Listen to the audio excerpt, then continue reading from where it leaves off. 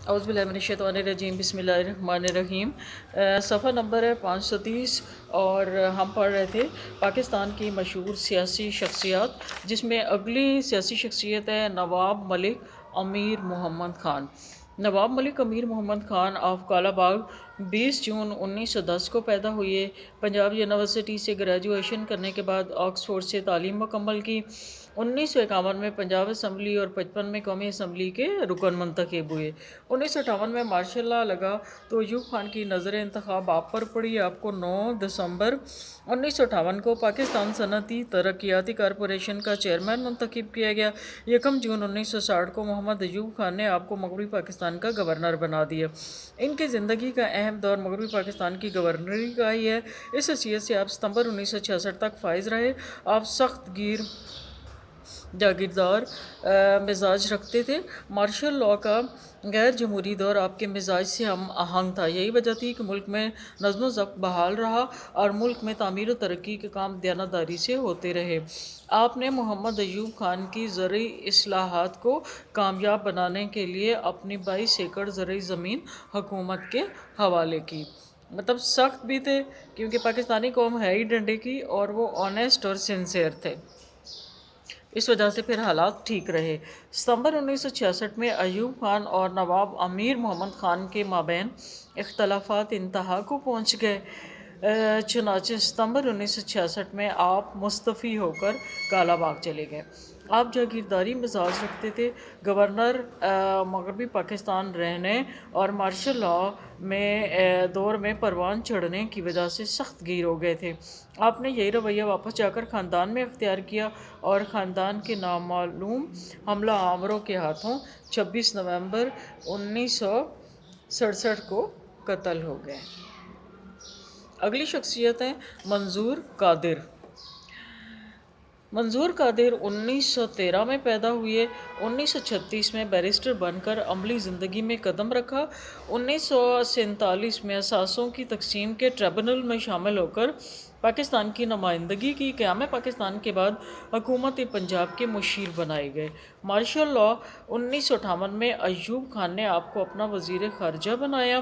تاہم پہلے martial law میں منظور قادر محمد ایوب خان کا سیاسی دفاع سمجھے جاتے رہے۔ آپ نے 1962 کا دستور مکمل کیا اور بنیادی جمہوریتوں کے ذریعے محمد ایوب خان کو صدر پاکستان بنوایا۔ 1962 میں آپ کو مغربی پاکستان ہائی کورٹ کا چیف جسٹس بنایا گیا۔ 1973 میں آپ اس عہدے سے سبکدوش ہوئے۔ 1974 میں ہائی کورٹ بار ایسوسی ایشن کے صدر منتخب ہوئے اور 13 جنوری 1974 کو لندن میں انتقال کر گئے۔ جی جتنی بھی ڈیٹس ہیں نا، ان کو انڈر لائن کر کے تو اس میں لکھتے جائیں، ڈیلی پڑھتے جائیں تاکہ آپ کے مائنڈ میں بیٹھ جائیں۔ شیخ مجیب الرحمن۔ شیخ مجیب الرحمن 1920 میں فرید پور میں پیدا ہوئے۔ اسلامیہ کالج کلکتہ اور ڈھاکہ یونیورسٹی سے تعلیم مکمل کی۔ قرارداد لاہور سے قیام پاکستان تک تحریک پاکستان میں نہایت جوش و خروش سے حصہ لیا۔ قیام پاکستان کے بعد قومی سیاست سے صوبائی سیاست کی طرف مڑ گئے۔ سید حسین شہید سہروردی نے عوامی لیگ کی بنیاد رکھی تو مجیب الرحمن بھی اس میں شامل ہو گئے اور 1953 میں عوامی لیگ کے سیکرٹری بن گئے۔ مارچ 1954 میں پاکستان میں پہلی بار عام انتخابات ہوئے۔ مشرقی پاکستان کے جگتو فرنٹ نے مشرقی پاکستان میں مسلم لیگ کو شکست دے کر مولوی فضل حق نے وزارت بنائی۔ شیخ صاحب اس میں وزیر بنے۔ 1956 میں دوسری دستوریہ یعنی قومی اسمبلی بنی تو شیخ مجیب الرحمن مرکزی اسمبلی کے رکن بن گئے۔ مارشل لاء 1958 میں منظر عام سے ہٹ کر خفیہ سرگرمیوں میں مصروف ہو گئے۔ 1962 میں سیاسی سرگرمیوں سے پابندی ہٹائی گئی تو آپ نے دوبارہ عوامی لیگ کو منظم کیا اور 1966 میں عوامی لیگ کے صدر بن گئے اور اس کے پلیٹ فارم پر اپنے بدنام زمانہ 6 نکات پیش کیے جو مشرقی پاکستان کی علیحدگی کا سبب بنے۔ یہ ہم پہلے پڑھ چکے ہیں کہ شیخ مجیب الرحمن جو تھے وہ سنسیئر نہیں تھے اور ان کا بہت بڑا ہاتھ تھا پاکستان کو 2 ٹکڑے کرانے میں۔ 1970 کے انتخابات میں مشرقی پاکستان کی 162 میں سے 160 نشستیں جیتنے میں عوامی لیگ کامیاب ہو گئی، تاہم مغربی پاکستان سے اسے ایک ہی نشست ملی۔ عوامی لیگ کی بھاری اکثریت مشرقی پاکستان کی علیحدگی پر مورد تصدیق تھی۔ حکومت سازی میں ناکام ہو کر مارچ 1970 میں عوامی لیگ نے بغاوت کر دی۔ یحییٰ خان نے فوجی کارروائی کر کے مجیب الرحمان کو گرفتار کیا اور دسمبر 1971 میں بھارت کی مداخلت سے سقوط ڈھاکہ کا سانحہ ہوا اور یحییٰ خان نے اقتدار ذوالفقار علی بھٹو کے سپرد کر دیا۔ بھٹو صاحب نے جنوری 1972 کو مجیب الرحمان کو غیر مشروط رہا کر دیا اور وہ بنگلہ دیش کے وزیر اعظم بن گئے۔ شیخ مجیب الرحمان، یہ ہم پڑھ چکے ہیں کہ دونوں کے درمیان میں ایسا سمجھوتا ہوا تھا کہ ایک حصہ تیرا تو ایک حصہ میرا۔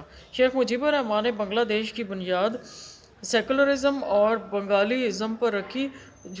فروری 1974 میں پاکستان نے بنگلہ دیش کو تسلیم کر لیا اور اگست 1975 میں فوج کے نوجوان افسروں نے ان کے خلاف بغاوت کر دی اور 15 اگست 1975 کو شیخ مجیب الرحمان کو اہل و عیال کے سمیت قتل کر دیا گیا اور جنرل ضیاء الرحمان بنگلہ دیش کے نئے سربراہ بن گئے۔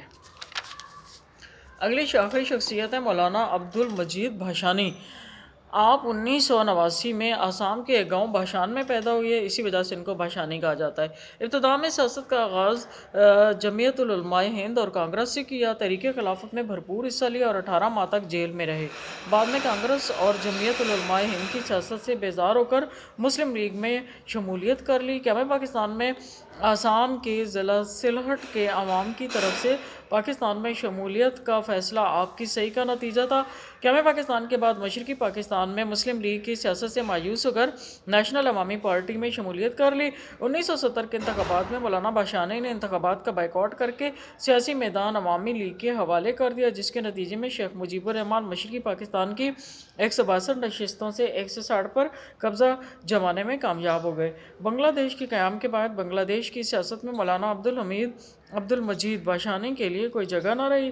اس طرح وہ سیاست سے کنارہ کش ہو گئے اور 17 نومبر 1976 میں انتقال کر گئے۔